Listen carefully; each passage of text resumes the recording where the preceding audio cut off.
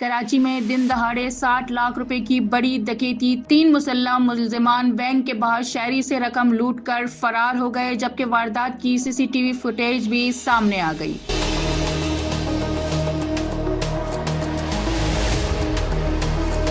वाकया सचल थाने की हुदूद सफूरा चौरंगी के करीब नजी अस्पताल के पास वाक़े बैंक के बाहर पेश आया। पुलिस जराये के मुताबिक लियाकत नामी शहरी 60 लाख रुपए बैंक में जमा कराने पहुंचा था, लेकिन जैसे ही वो बैंक के बाहर पहुंचा, मोटरसाइकिल सवार 3 मुसल्लह मुलजिमान ने उसे घेर लिया। मुलजिमान ने असलहे के जोर पर शहरी से रकम छीनी, जबकि मजम्मत पर फायरिंग भी की। मुलजिमान की फायरिंग से बैंक में मौजूद 18 साल नौजवान आमिर भी जख्मी हो गया। पुलिस के मुताबिक फायरिंग के दौरान शीशा टूटकर नौजवान को लगा, जिससे वो जख्मी हुआ। वारदात के बाद तीनों मुलजिमान बड़ी दीदा दिलेरी से रकम से भरा बैग लेकर मौके से फरार हो गए। वाक़े की इत्तला मिलते ही एसएसपी ईस्ट जुबैर नजीर भी जयवकू पर पहुंच गए और पुलिस ने तहकीकात शुरू कर दी।